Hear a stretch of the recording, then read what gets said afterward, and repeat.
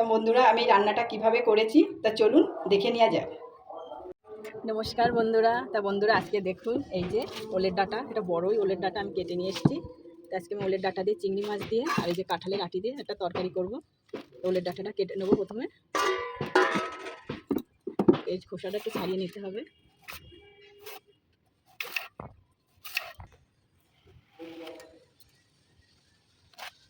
এই যে বন্ধুরা চিংড়ি মাছটা আমি কেটে নিয়েছি।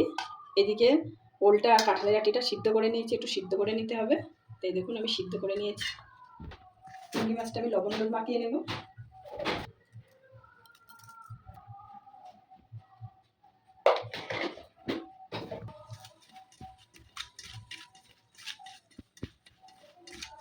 এখানে 250 গ্রাম চিংড়ি মাছ আছে।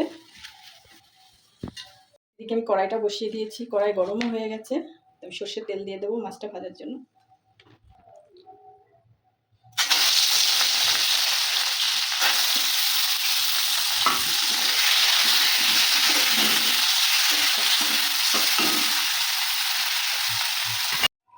এদিকে বন্ধুরা আমার চিংড়ি মাছটা ভাজা হয়ে গেছে।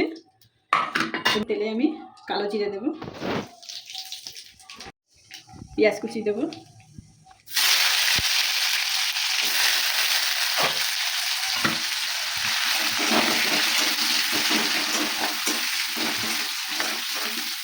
এখানে থেতো করা রসুন দেবো, থেতো করে নিয়েছি আমি।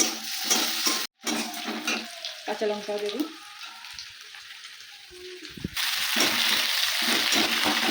সিদ্ধ করা ওলের ডাঁটা দিয়ে দেবো।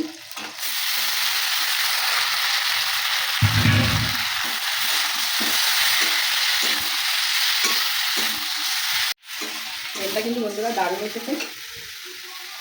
লবণ দিয়ে দেবো, হলুদ দিয়ে জিরে দিয়ে দেবো,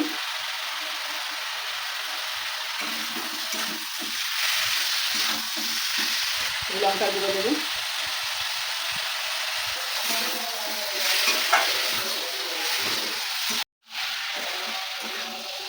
এই যে বন্ধুরা দেখুন আমার ওলের ডাঁটাটাকে ভালো করে কষিয়ে নিয়েছি। চিংড়ি মাছগুলো দিয়ে দেবো।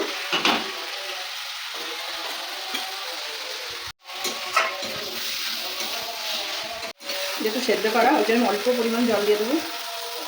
একটু ঢাকা দিয়ে রেখে দেবো 5 মিনিটের জন্য। তো এই যে বন্ধুরা দেখুন একদম আমি একটু মাখা মাখা করেছি। এদিকে ঝোলও না, এদিকে আবার শুকনো শুকনোও না। তা হয়ে গেছে, আমার ঢেলে নেব।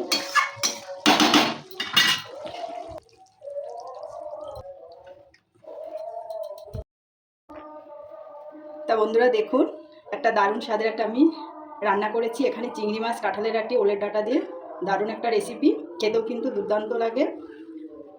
তা বন্ধুরা আপনারা বাড়িতে এইভাবে একবার বাড়িতে রান্না করে খেয়ে দেখবেন, খেতে কিন্তু অসাধারণ। তা বন্ধুরা আমার এর রান্নার রেসিপিটা কেমন হয়েছে অবশ্যই কমেন্টে জানাবেন। আর নতুন বন্ধু হলে অবশ্যই শেয়ার ও সাবস্ক্রাইব ও লাইক করবে। আর বন্ধু অবশ্যই পাশে থাকবে। তা বন্ধুরা আমি রান্নার রেসিপিটা কীভাবে করেছি তা অবশ্যই কি বলবো।